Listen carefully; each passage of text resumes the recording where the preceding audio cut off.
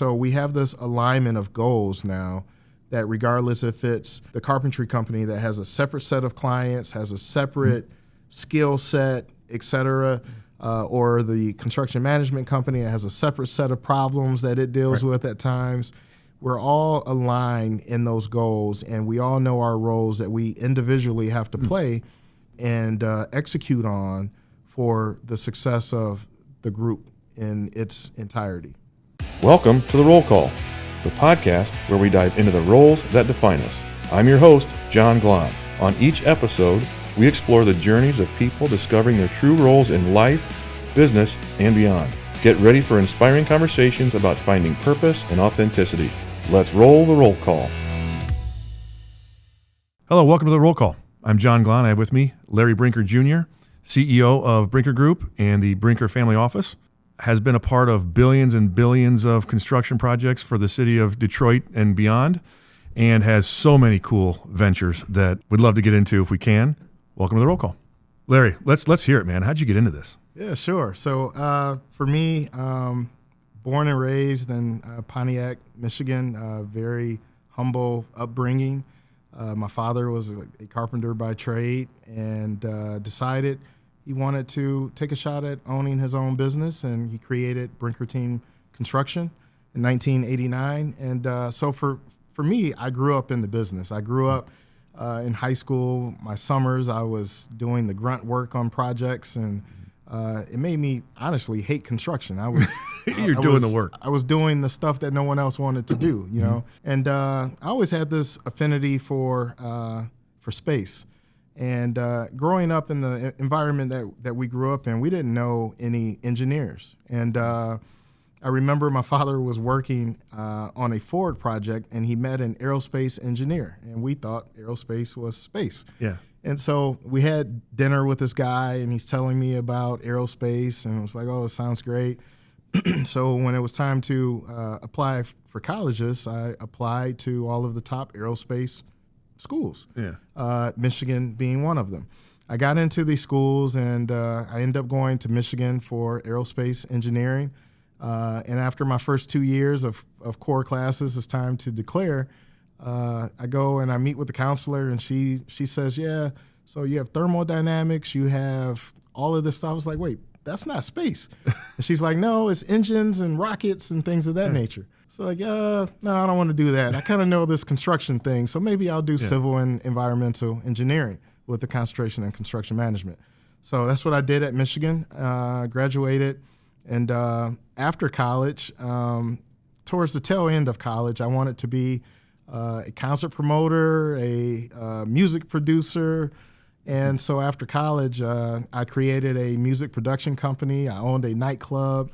My father hated it the entire time, but he gave me the space to go out and figure things out. And basically, after 4 years of doing that, I decided that it was time for me to enter the family business. I had a greater respect for what he had built. When you grow up in the business, it's difficult sometimes to understand what it took to build that business. And once I was in entrepreneurship myself and understood what it took, I had a greater gratitude. And so I came to my father, and I told him I wanted to be treated just like everyone else. I wanted to go through the full interview process, and I did. Yeah. And I got hired in my first job. I was making $45,000, and I was an entry-level project engineer. Yeah. And since then, I've kind of held just about every seat within our company, from the field to operations to estimating, strategy, and president and CEO now. Yeah, and to be clear, Brinker Group is a large general contractor that does high rises, industrial, right, all kinds of large construction, and there's also sub companies. Subcontractors that most people would bid out, right? You self-perform a lot of work too, right? Yes, correct. So we have a construction management company, LS Brinker. We have a glass and glazing company, which is Universal Glass and Metals. Brinker Team Construction is our carpentry company.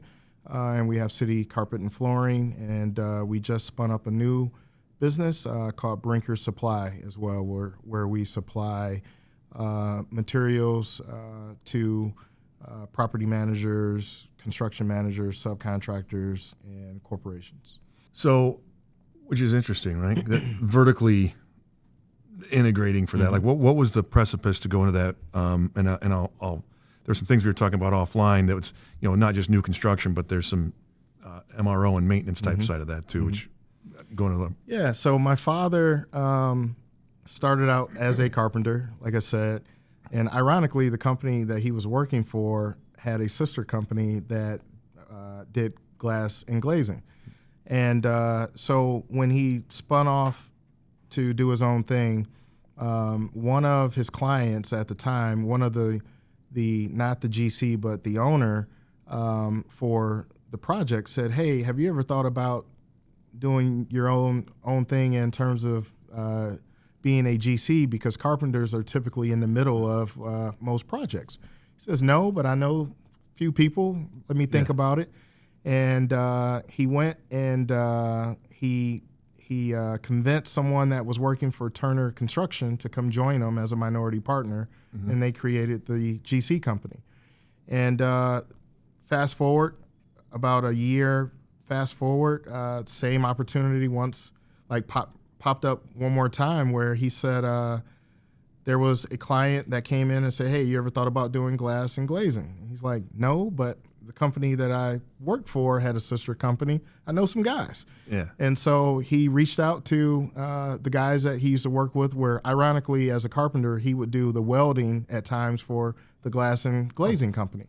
And so he reached out to them, and they said, "Yeah, we would love to join you." It was two guys, and he brought them in as minority partners, and they created the glass company. And so a lot of it was just being opportunistic, but just being at probably face level, just being an entrepreneur, right? And being willing to take calculated risk where you see opportunity. Obviously built a great company.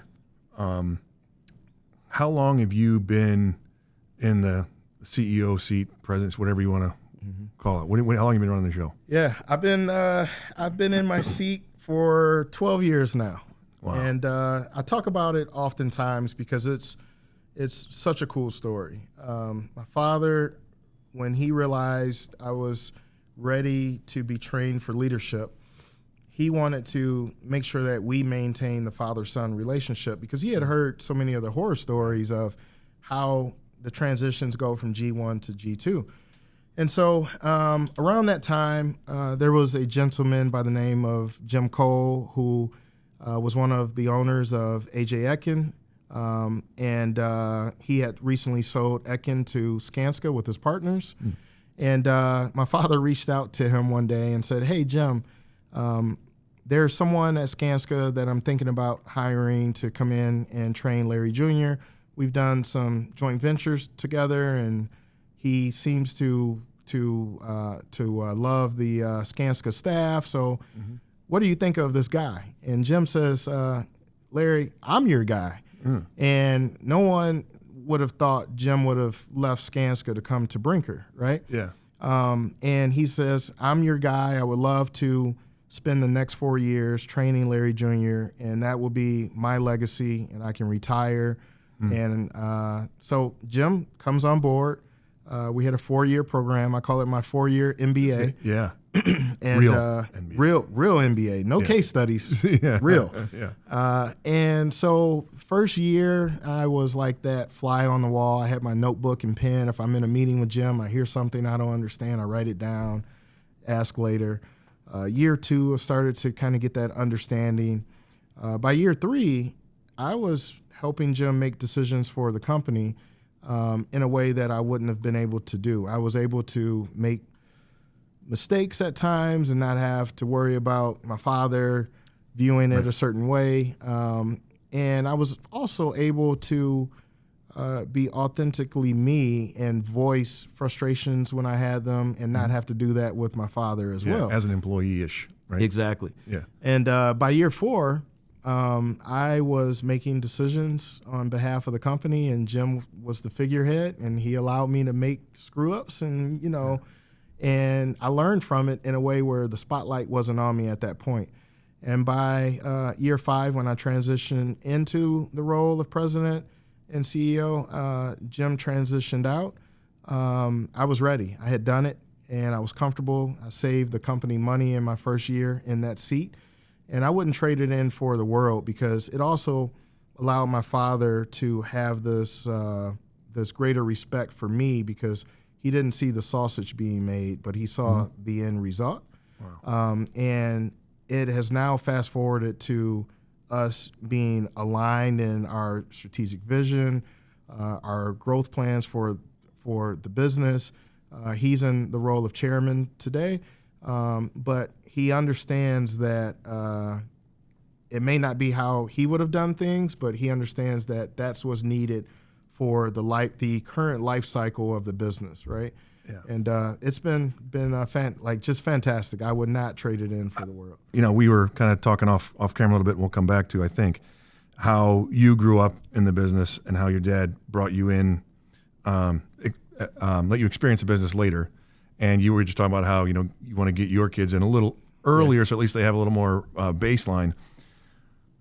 But that foresight for him to invest 4 years of someone else, like that is an EQ before EQ is an EQ, right? I mean, to say, hey, I'm not the right one to do this, or maybe you could have been, but investing 4 years to say this, to this transition, most people, it's like, hey, we're gonna let someone overlap for a year, because that's kind of expensive, right? But to understand and see the end game, that's incredible. Yeah, it's like, you truly don't hear about those stories often.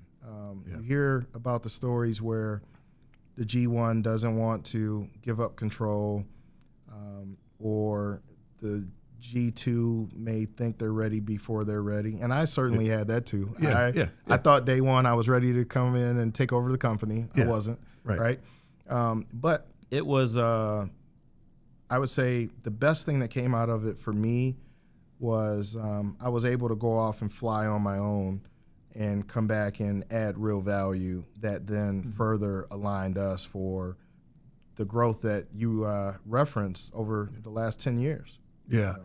So, I mean, roughly, what's been the growth path over that 10 years? I mean, so since I took over, we've grown by over 350+%. Wow. Yeah. Wow. So in the construction industry, that most people say, they don't realize what the rebirth of Detroit. You have had such an amazing part of that run, right? I mean, if you look at the skyline, I mean, you may know the number off the top of your head, but like how many buildings you guys have been in and a part of. Yeah, it's definitely rewarding when you can, start at the river on Woodward and travel north all the way through the Central Business District, through Midtown, through Wayne State, and 80% of the buildings that have been renovated or built, one of our companies had a hand in. Yeah. It's truly us being able to not only leave the legacy of our family, but the legacy of our employees and their families in revitalizing a major urban city that just doesn't happen often. So it's been fun.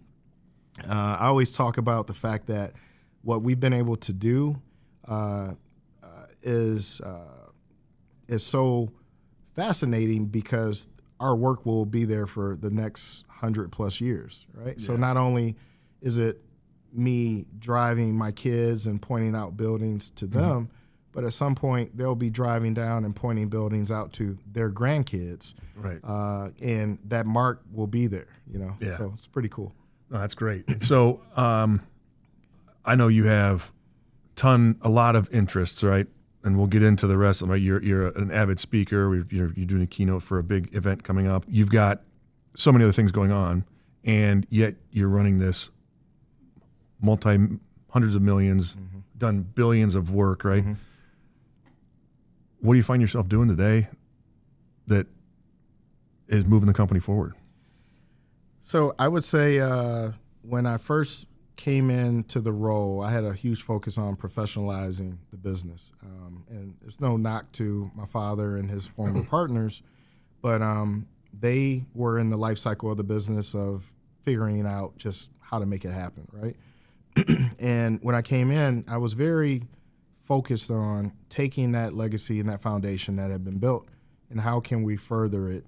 And the best way to do so was by professionalizing the business. That meant strategic planning, that meant executive coaching, that meant being more disciplined, that meant having a roadmap where people sometimes think in business you can just go from 0 to 100. Like if you think about Mount Everest, people don't scale Mount Everest in one day. You go from one base camp to the next base camp. And sometimes things happen. Headwinds happen where you're almost there, you have to turn around and try again. Mm-hmm. You may have to go off course at times. And in business, it's truly the same thing where we have a focus on strategic planning where we understand the summit that we're trying to get to, but we have created this roadmap of how to get to each base camp throughout the year to reach that summit. And we also have planned for the deviations where sometimes, like I said, we may have to go off track because it could be a headwind that happened, such as a few years ago where we couldn't get switchgear quickly, right? Yeah. And so now the work that we thought we would put in place, it may take longer or we may have to figure out ways to make it happen. But that's part of business, and that has been one of the key drivers for us, though, is being able to have that roadmap, have that plan, and our strategic plan is a rolling 5-year plan, so it's not just 12 months. Right. But that is what has helped us grow the way we've grown over the past 12 years. I would also say just relationships. I was fortunate to step into a role where we had a remarkable reputation. So I didn't have to battle uphill to kind of create that.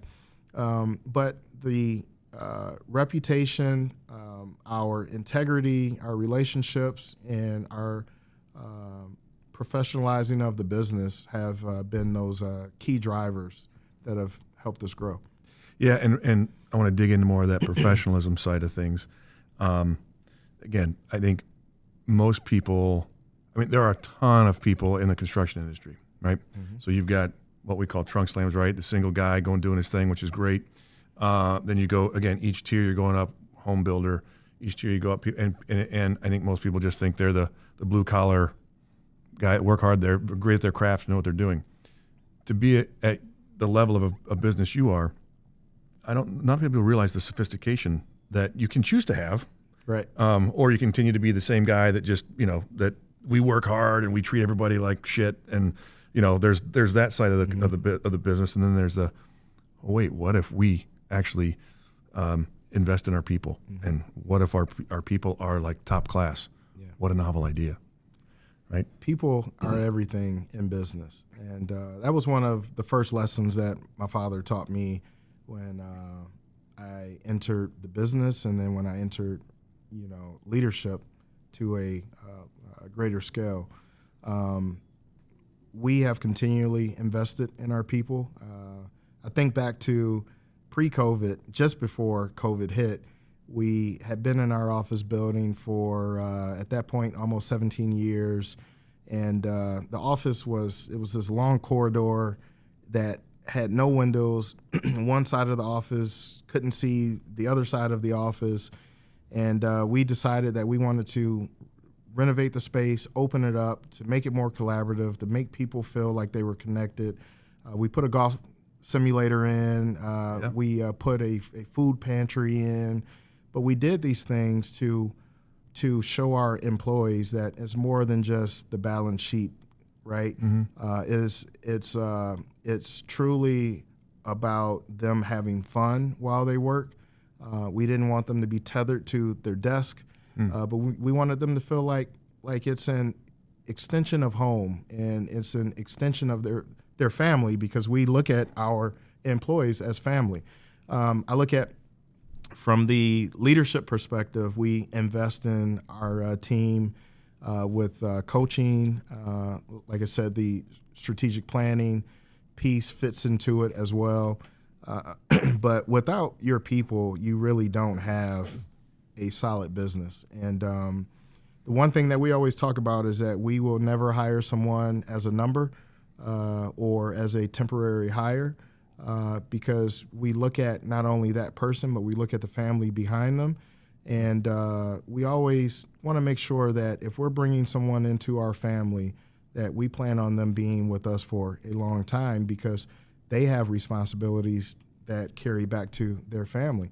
And even with COVID, when COVID hit, prior to, PPP loans and all this stuff, we made a decision early that we weren't going to lay off anybody in our company, that we were going to write those checks out of our own pocket, even though work had completely stopped. I was going to remind everyone that doesn't know, right? Construction stopped in the state of Michigan. Stopped. I mean, it was zero work being done.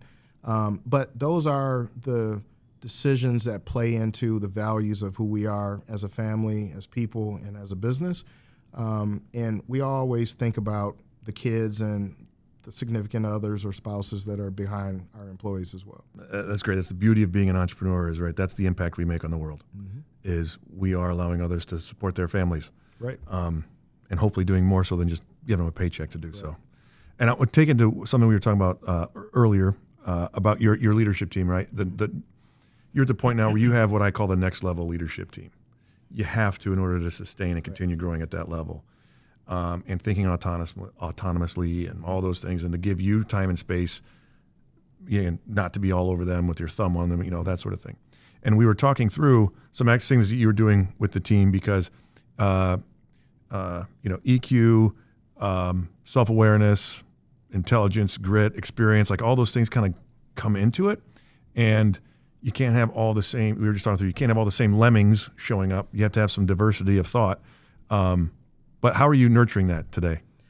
Yeah, it is a work in progress that will always be a work in progress, because if you're not working on it, you're falling behind.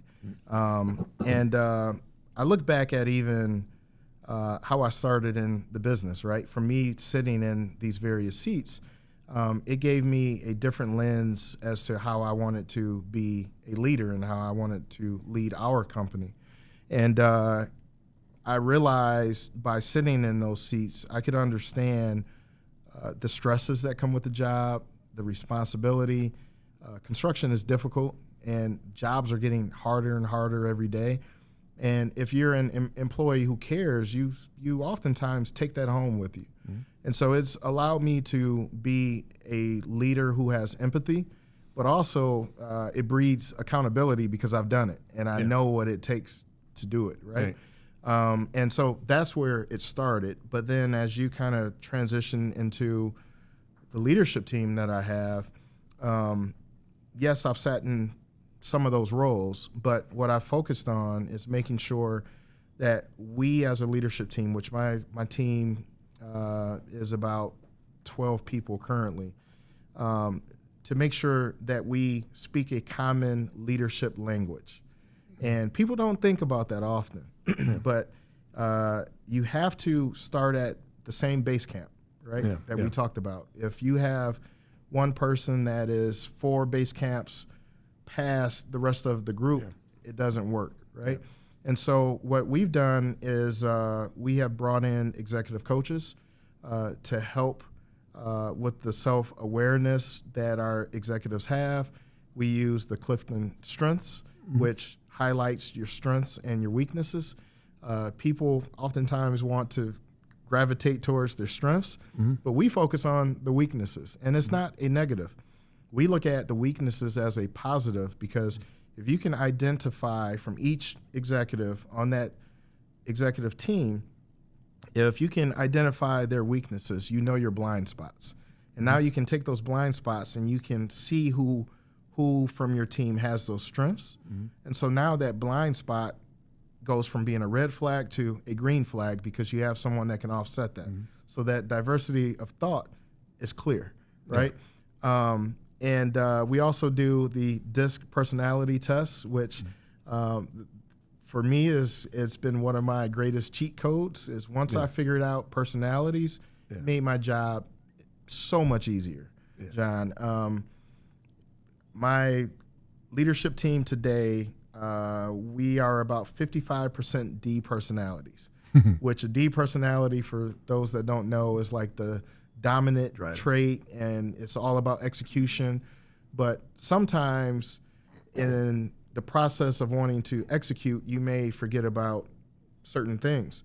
But by us knowing that, we now know that red flag, and we know that blind spot, and we focus on the people on the team that aren't D personalities to make sure they have influence when we're having conversations or strategic planning in a way that we're offsetting those characteristics. So now we're all rowing in the same direction. We all cover each other, and it's worked well so far.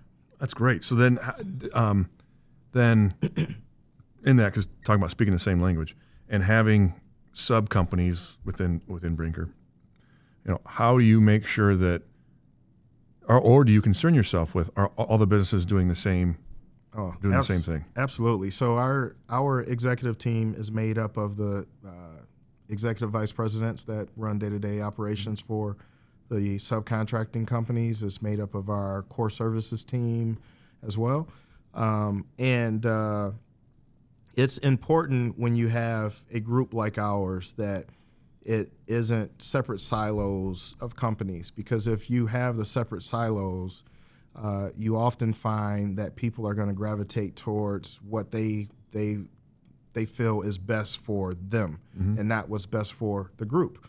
And so we have what's called one Brinker, right? And one Brinker is where at the end of the day, you're stronger in numbers, right? And so we're stronger together than we are separate. And so as we look at strategic planning and our goals, we're aligned from the most entry-level employee to myself in the seat that I sit in, and every company that makes up. And by doing so, we have this alignment of goals now that regardless if it's the carpentry company that has a separate set of clients, has a separate skill set, et cetera, or the construction management company that has a separate set of problems that it deals with at times, we're all aligned in those goals, and we all know our roles that we individually have to play and execute on for the success of the group in its entirety. How did you learn that? Did you, is it an operating system that you guys fell upon, or is it just over years of time and learning? And it was exposure, to be honest. I had the good fortune of serving on the board of directors for the Construction Association of Michigan. I served as a chairman of the board as well in my last year. And I remember being on this board, and we did a strategic planning session. And if you could imagine, you have 12 executives from 12 different construction companies who all come in with all D's. Yeah, with their own like egos and personality traits. And I watched the moderator get us all aligned within 10 hours, where we walked out of this room and we all were marching in the same direction, right? And that is what motivated me to do the same thing with our group, where I was like, all right, if he can do that with them, he can do that with us. So I hired him to come in and work for our company as well. Awesome. No, you know that on the head, right? I think no matter how much schooling we do, how many books we read, you can be voraciously curious and learn. But having that third-party person, again, this is me raising my own flag, right? Because I've had it in my own company, right? I have a personal coach that I use. All these things. You can be as brilliant and as smart, as disciplined as you want. You're not going to get where you're going without having someone else that sees those blind spots, and especially when you're dealing with so many people in your organization, right? That is the secret sauce, John. I tell everyone that utilize high-value third-party consultants as much as you can in your business, because inherently your business is good at what it does, right? Yeah. But you're not good at being a lawyer. You're not good at being a coach. You're not good at being a CPA. So it's really important for you to hire the best consultants that you can bring in, those third parties, because they will see things that you can't see when you're in the weeds on a daily basis. Right. Now I'd love to shift, if you don't mind, to some of the fun stuff. I mean, granted, you've built some really cool things here in Detroit, but on the family office side of things, talk about what that is, how that's evolved. You don't have to get into anything specific; you're not willing to, but you just got some really cool things going that I think is just setting a different course for your family and many other things. Yeah. So we created our family office in 2020. A family office is basically a separate entity where we make our alternative investments. And it happened through, once again, exposure. I was fortunate enough to win EY Entrepreneur of the Year. And I went to the national conference that they hold in Palm Springs. And I get there, and they had two tracks. They had a track for PE capital, and they had a track for family offices. It's like, well, I know about PEs. We're really not looking for PE capital, so I'm going to check out this family office thing. Like, we're a family. Let's see what it's about. Had no idea, right? Yeah. And I go in this room, and I hear families talking about them being third generation, fourth generation, fifth generation, but having this family office where they've made investments that have outpaced their core business. And now their kids are doing things in the family office. Some are doing things in the core business. And I've found it fascinating. And so I came back to Michigan, and I said, we need to do that, right? Don't know when, but we need to do that. And that was in 2018. And in 2020, I had the opportunity to invest in a NBA G League team. That was my first investment. And I was like, well, we can create a family office and start to do the same thing.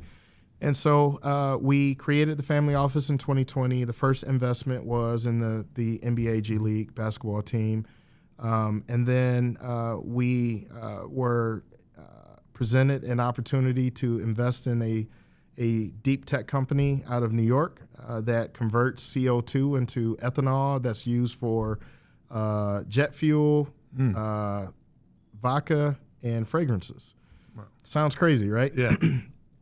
And they turn thin air into fuel. Wow. And so this company, when we invested, started off, being valued at about $40 million. They're now valued at close to about $3 billion.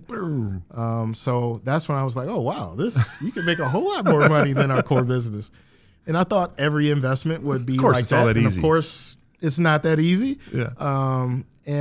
So from there, we've invested in a fintech company out of Brazil with one of the former founders of a company called Rafi, which is like the largest company in South America, basically. We've invested in healthcare companies. We've invested in tech companies. We are an investor in the forthcoming WNBA basketball team in Detroit. Yeah, thank you. That's returning, so that's fun. And then we've also created a venture studio out of our family office to support other startups in Michigan. We realize that we now have relationships with VCs in San Francisco and New York and Miami in a way that, founders in Michigan may not have that those relationships or connectivity. And then we've also brought in two partners that are also friends of mine that have gone on to get their MBAs from Harvard and Wharton. One served as the chief of staff of SoftBank, which was the largest VC in the country, or in the world, actually. They've worked at McKinsey. as well. And so we've created this venture studio that we can provide the resources and strategy and coaching that Michigan startups need to be successful, not only to get to market, but to raise capital and to execute going forward as well. Wow. I was just going to ask you how you go about evaluating companies, but you just told me you got a staff that does that pretty extensively. Yeah. So who are you looking to invest in, or what is there specific markets or? So we are focused on the tech industry, the sports industry.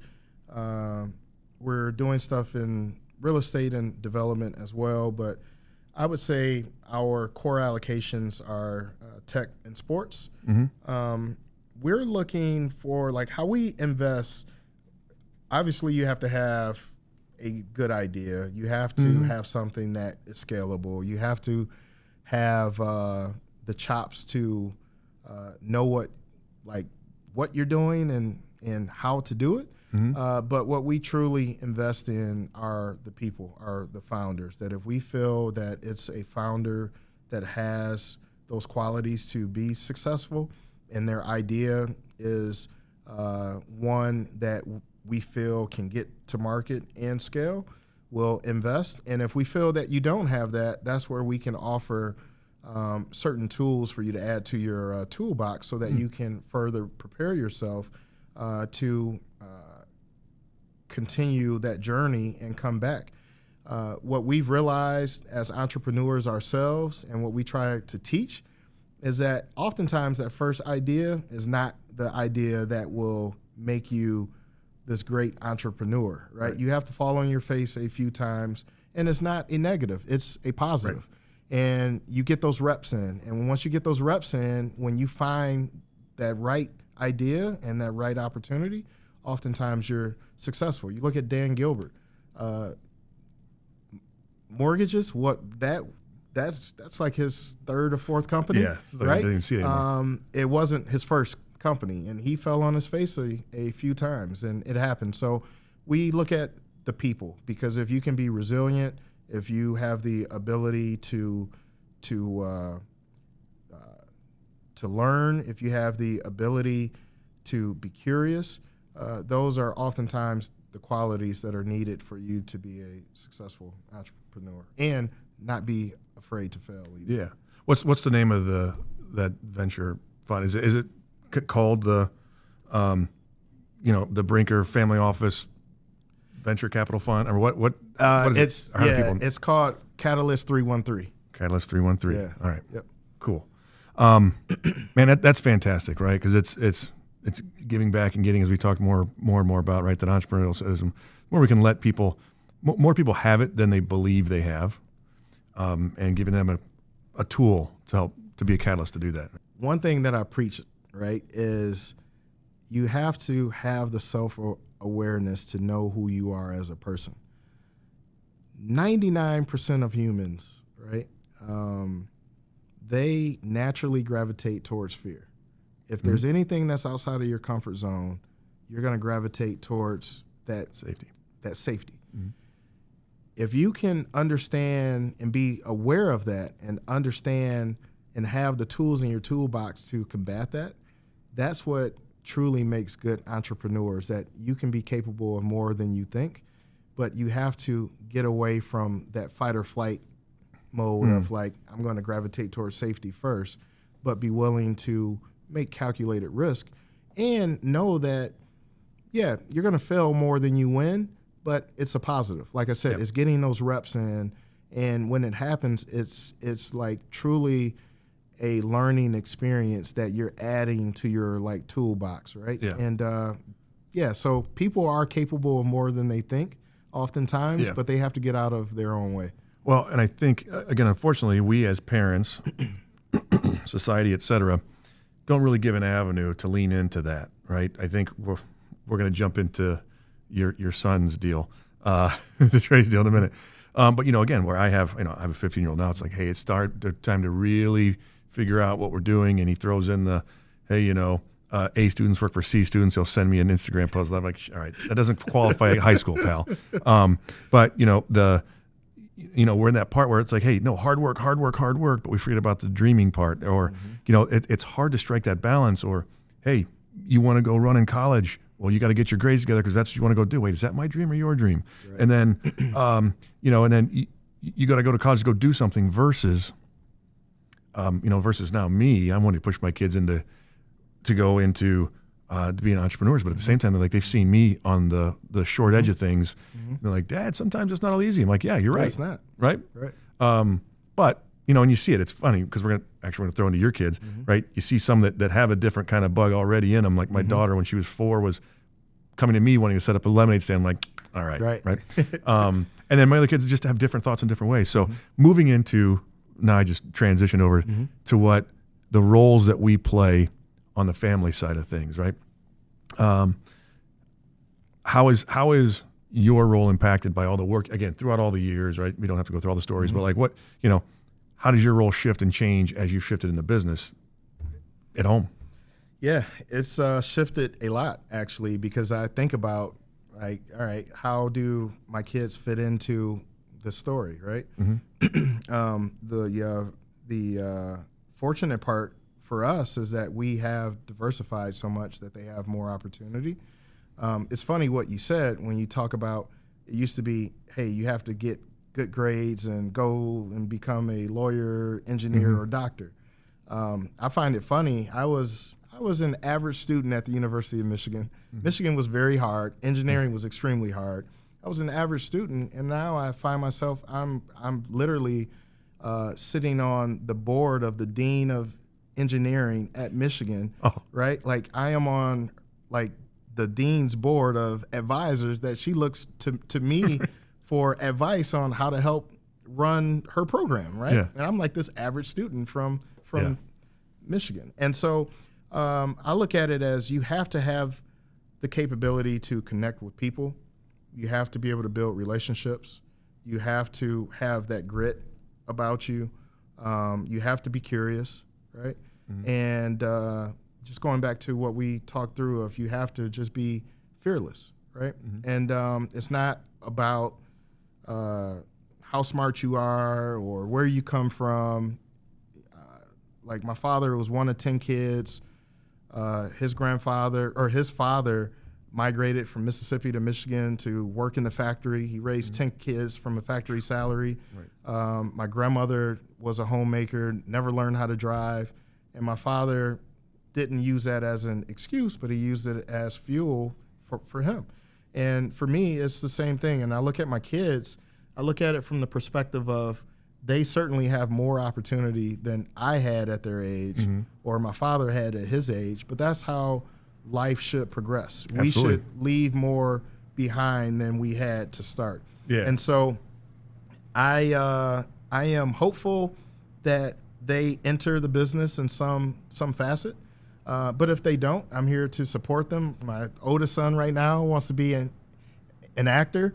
And the fortunate part, which I didn't share with you offline, but when I learned that he wanted to be an actor, we invested in a film through our family office. So we filmed a movie this past summer that we invested in, and he had a role in this film. Now, I don't want to make it that easy for him, but it's just still that we have the ability to basically give him opportunity that hopefully sets him up for success long term. I look at my youngest son, I always joke and say he's the future CEO, but at the same time, I don't want to put the pressure on either one of them that they have to do what I do or they have to do what my father has done. But the hope is there. Well, so I do want to lean into a couple things on each one of your children. For your oldest, right? And actually your reaction at first was like, hey, he wants to be an actor. As an entrepreneur or as a parent, you're like, oh, go into creative arts. Like, oh, right? It's wonderful and beautiful, but man, you're going to be suffering or who knows what it could be, right? And you've heard all the good stories, but you've heard way, way more stories that it's not, not George Clooney or Brad Pitt or all that kind of stuff. But at that same time, right, one, you're supporting him in doing that, which is amazing. But going back to you saying, have to be fearless. Like, How about that? Now, again, he has a nice little nest. I mean, he's got some support behind him, but like going all in on something you love, how many people get to do that? Man, John, my father, that was the first lesson my father taught me in business, right? He said, never do anything in life purely for the money, right? Because you have to do it because of the passion. And if you do something with passion, the money will follow. But if you do it because of the money, the passion will never be there. So in those tough moments, right, when those when like you're on that roadmap and that path and you hit that roadblock, you're gonna quit because you don't want to put that extra fight in because you're not passionate behind it, right? And so it's a very delicate balance where like we want them to be fearless, but we want them to make sound decisions in the process because we've seen the other side, right? Right. But I always said that I don't care if they never work in the family business, but they are doing something that they're passionate about, I will fully support them. And my father did the same thing for me, right? When I left college, once I graduated, in lieu of me going to work for a construction company or going to work for Brinker, I was doing music and I had a nightclub, so, and I was passionate at that time. Although, like I said, I drove them nuts, but I found my way back, and I'm hopeful that my kids do the same thing. Yeah, and again, it's one thing if, because I can see it the other way, right? If the support isn't there in that space and they go head in just to spite the parents, I've just heard too many of these, it's not destined for success. Right. But with guidance, right, they can still have and a way to go some other direction. Right. Another thing I love to hear, a lesson for everyone, is your youngest. Tell me the story that you were telling me about the board meeting you were having. Yeah. So I was having an executive meeting. There were about 15 of us at the table. I'm sitting at the head of the table. It's in the summertime. He's out of school. So it was come to work with Dad Day. And so I bring him to work with me, and he has his suit on, and I set him up for headshots, and so we walk into this meeting, and it's a 2-hour meeting, right? And I figured he was probably going to get bored. He was 11 years old at the time, and I'm fully prepared that he's going to get up and leave and go back to the office and turn on TV or play his, game or something. And about 15 minutes into the meeting, he gets up and he leaves out. It's like, well, okay, it was 15 minutes. It's better than nothing. And I'm thinking, he's gone. He comes back in the meeting with a notebook and a pen, and he sits back down next to me, and he's scribbling and he's writing. And I'm thinking he's doodling or he's just scribbling or whatever. And so towards the end of the meeting, I look over and I see he has a full page of notes that he's taken from this meeting, this 2-hour meeting. Yeah. And I said, hey, Christian, do you want to read your notes to the team? Now, there's 15 of us in this room, this intimidating conference room table. And he says, yeah, sure. And so I turn it over to him, and he reads through his notes, and he captured every single highlight of the meeting that we had. Yeah. And that was a moment for me of not only like proud dad moment, but it was like, wow, like our kids pay attention to more than we think. Yeah. And the more we can expose them to at an earlier age, the more likelihood or the higher likelihood of success that comes with that. And I've made it a goal of myself that I'm going to expose my kids at an earlier age than I got exposed to, because we have to give them credit that they pay attention to more. And this generation of kids, they process data faster than we do. Yeah. So that was a moment of like, just wow. It was surprising, and Yeah, truly loved it. Yeah, no, I love that story, and I think it is about leaning in and letting them. It's just like, my youngest, all my kids as they were young, my wife's family snow skied all the time, and I cringed at putting them on skis at 2 years old, and it's like, it's amazing. Like you just if you just give them a chance, you can let them go. And I not even to get into the political aspect, but them sitting in a classroom at school, in high school or whatever, versus sitting and doing some real stuff every once in a while. Yeah. I think that's where the real education is. Yeah, but even what you're saying, John, it all comes back to exposure, right? Yeah. And it never stops. Like I was saying, how we created our family office was through exposure. Yep. And that was me being in my 30s, right? Yeah. And so like every step of the way, it's about exposure, that if you can expose your kids and if you can continue to be curious and get the exposure yourself, good things happen. Oh, absolutely. I call that just curiosity, right? Exactly. Awesome. Well, hey, I could jam forever. Actually, we had a long session before this, so we could keep going. But I do like to end on a little vulnerability, if you don't mind. What's the biggest failure, mistake, misstep that you've had that you've learned the most from? Biggest failure or mistake, it goes back to what I was talking about regarding people and understanding personalities and strengths and weaknesses. I basically, because I went from being the peer to the boss, I had this perspective of people as a peer, right?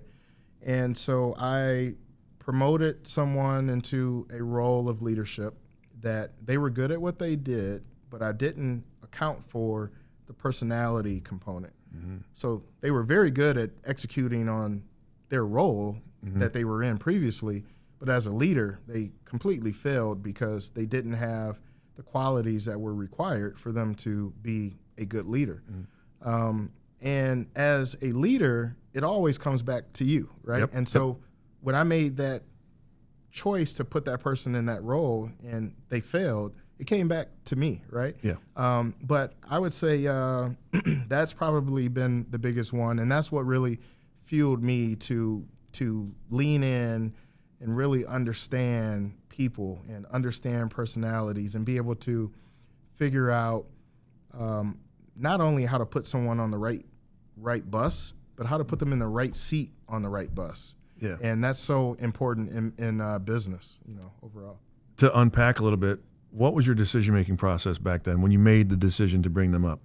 Yeah, it's completely different than now. Yeah. It was, well, this person does a good job at what they do. I can put them in this role and they'll do a good job at that too. Yeah. It was that simple, Yeah, right? right. Whereas now there's a whole lot more that goes into it, right? Yeah. Like, all right, like how do they prepare? How does their strengths play into that role? How do their weaknesses play in? Who on their team can make up for those? Their personality, do they have the right personality to be the leader that we need at this time with this staff? Because that's one thing people don't necessarily think about too, is that businesses have various life cycles, right, throughout. And depending on who you have on your team leads to what type of leader is needed in that moment, right? And so I couldn't be the leader that I am today with the staff that my father created the company with, right? And vice versa. Right. And so that plays into it too. But ultimately, I do want to say this too, that a quote that I use in closing is, a leader's true legacy is measured on who stands taller because of them, right? Right. And so through all of what we've talked about, I look at, it doesn't matter if you're talking about legacy, if you're talking about business, if you're talking about family.